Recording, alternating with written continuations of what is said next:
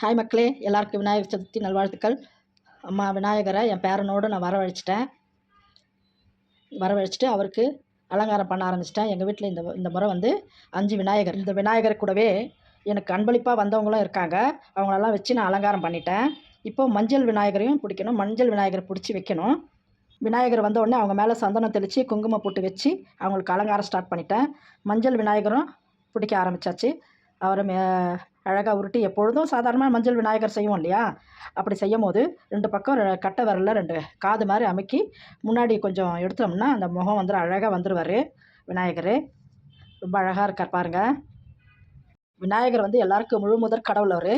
அவரை ஒரு சின்னதாக வச்சு கூட நம்ம வழிபடலாம். நான் முதல்ல ஒரு சின்ன பிள்ளையார் தான், குட்டியாக தான் வச்சு வழிபட ஆரம்பித்தேன். இப்போ அவர் 5 பிள்ளையாராக என்கிட்ட சேர்ந்துருக்கிறாரு. எனக்கு ரொம்ப சந்தோஷம். ரொம்ப மனநிறைவோடு இந்த பூஜையை நான் பண்ணிகிட்ருக்கேன்.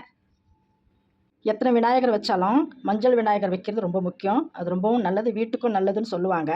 எந்த பூஜை வீட்டில் செஞ்சாலும் நம்ம விநாயகரை பிடிச்சி வச்சு தான் வழிபட்டுட்டு தான் அப்புறம் பூஜை ஆரம்பிப்போம். அதுபோல் இதுக்கும் நம்ம கண்டிப்பாக செய்யணும். அதுக்கப்புறமா அவருக்கு குங்குமம் போட்டு வச்சு அவரையும் கூட வச்சுட்டு பூ அலங்காரம் ஆரம்பித்தாச்சு. பூ அலங்காரம் பண்ண ஆரம்பித்து அவருக்கு பூ அலங்காரம் நம்ம மனசுக்கு எப்படி பிடிச்சிருக்கோ அந்த மாதிரி அவர் அலங்காரம் பண்ணி பார்க்கலாம். அவர் அலங்காரம் பண்ண ரொம்ப அழகாக தெரிய ஆரம்பிச்சிடுவார். அவருக்கு மெதுவாக ஒன்றா ஒரு பூவாக போட்டு அலங்காரம் பண்ணி எருக்க மாலை போட்டு அலங்காரம் பண்ணிட்டேன். எங்கள் வீட்டில் களிமண் விநாயகர், ராஜ விநாயகர், எக்கோ விநாயகர், ஒரு குட்டி விநாயகர், மஞ்சள் விநாயகர், இத்தனை பேரும் இருக்காங்க. எக்கோ விநாயகர்னால் தண்ணியில் சீக்கிரம் கரைஞ்சிடுவார். கரைஞ்ச பிறகு அதை அப்படியே எடுத்து பாட்டில் போட்டு ஒரு விதை ஒன்று கொடுப்பாங்க. அந்த விதையை அதில் நட்டு வச்சிங்கன்னா செடியாக வருவார். அதுதான் எக்கோ விநாயகர்.